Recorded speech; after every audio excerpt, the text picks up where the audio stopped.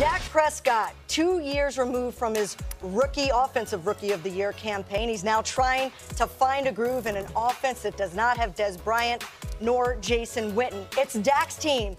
He is the man. Is he ready? Well, he caught up with Kurt Warner and Michael Irvin at practice today. We got the leader of the band with us, Dak Prescott, and Michael Irvin here, obviously the old leader of the band here in Dallas. But let's just get right into this. And first, I just want to start with you, Dak. I mean, you come back your first year and tear the league up. You know, highest quarterback rating for a rookie quarterback in NFL history. Then obviously some struggles last year. I know as any player, no matter how long you play, you're always looking at yourself and going, okay, here's where I dropped off. Here's where I have to get better. What did you see from year one to year two that you're working on so that you can get back to that level that you were at a rookie?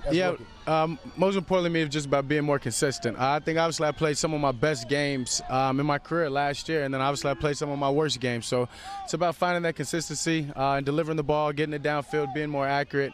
And doing so, I mean, I know we got a great group of guys coming back this year, so it's just been fun to work with these guys, a lot of new guys coming in, and I'm getting there. I'm getting where I want to be. How difficult is it to find that consistency with all of the new guys? We were talking when you guys were practicing, and we talked about the limited time you have here to create that rapport and get that timing down with the wide receivers. How much work did you get before you got here, and how difficult is it to find that consistency? Yeah, I mean, you just said it best. It's all about finding that time. So, I mean, it goes back starting off with these guys in OTAs and mini camps, but then it was getting together in that month of July, and we did. A lot of us guys, a lot of these young guys are rookie, Tavon, a lot of those guys have come in. Allen Hearns, we spent a lot of time just getting together, getting work out in Orlando, out in Dallas. So being able to do that, you create that chemistry. I mean, as both of you guys know, it's the only way to create it is to go out there and to get reps. So as many reps as we can get from now to game one, we'll get to where we need to be. And here's the funny thing that I think so often we forget. You're going into your third year. Zeke's going into his third year. I mean, you know, we're looking at the leaders of this team and high expectations, of course, with this team. Yet you guys are young players. Is that a difficult part of the process to have to jump right into being the leader? And as you get all these new pieces, having to set up time to throw, I mean, is that difficult as a young stage when you're just going, and I just got to grow into who I'm going to be, yet we're called upon to have to lead this organization so early? I think it's fun. It's fun to accept that challenge. I mean, I've always been a leader at every stage that I've been on. So now, as you said, just only going into year three and having this leadership role even pushed on me more with young guys coming in, with new guys coming in, and having to take them and teach them offense, teach them where I want them to be within routes. I think it's only going to propel my game. It's only going to make me better, and I think the same for Zeke. He's a guy that has taken a huge step on the field, off the field, going into this offseason of just being a leader, being more accountable, not only to his teammates and everybody, but to himself. And so being able to take that role for both of us is only going to help this team out more. Everybody's counting on that run game to be solid and really help this offense. Cynthia was just talking about the deep ball and not having as much success last year with that deep ball.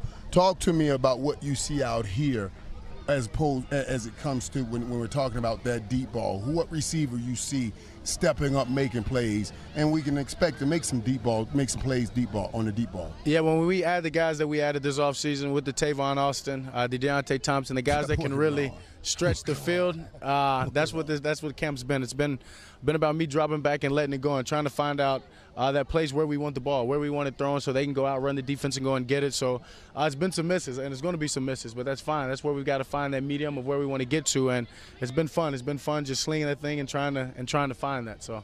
And Mike, always talking about the deep ball. As a quarterback, I know I want the safety net.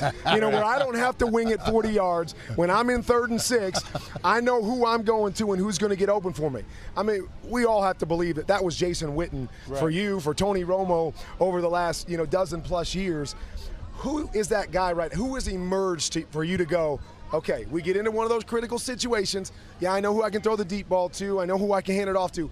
Who is that go-to guy, or who is emerging as that go-to guy that you feel comfortable with in any and every situation? Yeah, I mean, for me, it's Cole Beasley, and I think it's been that way. I mean, I know it was that way my rookie year, and last year we were we were on the same page sometimes, and sometimes we weren't. But he's a guy that's hard to cover. He's hard to cover man-to-man. He's hard to cover in zone, and he can stretch the defense as well. So it's about moving him around, making the defense respect that the fact that he can go over the top, he can beat you over the top, and then once we open that up, he's hard to cover underneath, and that's his game. Yeah, your rookie year, and you know, it's one thing I thought about here. Your rookie year, you got the edge, you got people double teaming, and Beasley got a lot of one-on-one coverage, you know, and he was able to dominate people on the inside, make some incredible plays. But now that there's no focal point on that offense for defenses to focus on, how does that change what you do? I think it helps us out a lot. I mean, as you said, there's not anything they can key on. When Beasley's he's not just in the slot anymore, he's out wide. And then you add Beasley and Tavon Austin on the field at the same time with Zeke in the backfield. You maybe motion somebody into the backfield. It just opens up this array of things that we can do on the offense, not forgetting about that I can run the ball. So it's kind of what we wanted to go into this offseason of moving guys around, keeping the defense on their toes, knowing that we can still go over the top and do the things that we're good at, like running the ball and play action. So it's just going to allow our offense to take another step. And we were talking a little bit off camera, and you were talking about the defense. You were talking about in the past how you guys have seemed to dominate the defense. And even when you look at the defense, I wouldn't say there's a lot of household names on your defense. But you're saying this year your defense looks different. Tell me a little bit about those guys on the other side that are giving you some problems and really challenging you guys offensively. Yeah, I mean, they've definitely made a huge step. When you bring in some of the coaches that we brought in, Coach Richard and everything that he's brought to this team and this defense, and obviously everyone knows what Coach Marinelli's about and the intensity the defense is going to play with. But as you said, D-Law and those guys rushing the passer. Tago Charlton's taking a big step this offseason. And then having Randy back's a big plus for our team. Not only that, I mean, moving Byron Jones to cornerback, he showed a tremendous jump of a guy that can play cornerback and be a lockdown guy out there. So they've made some of these days tough. I mean, we'll go ahead and we'll get after them early, and then they'll come back and they'll get after us. So that's what you want in training camp. But you don't want one side of the ball just dominating the other side. So as frustrating as it is for me in the offense sometimes, it's what you want for the team. It's funny because D-Law did come by when we were taking a break. He's like, oh, man, our defense is taking off. We're in a whole different place. We will show up this year, and you will see. I said, well, D, could you guys lock it down until they get the timing on offense to carry this whole unit? He said, we'll lock it down. They'll get the timing, and we're going to keep locking it down. I like that. You know what I mean? So he says they're ready, man. Can you guys hold up your end? We'll definitely hold up our end, and this is what this is about. This training camp, gaining that chemistry with me and these new receivers.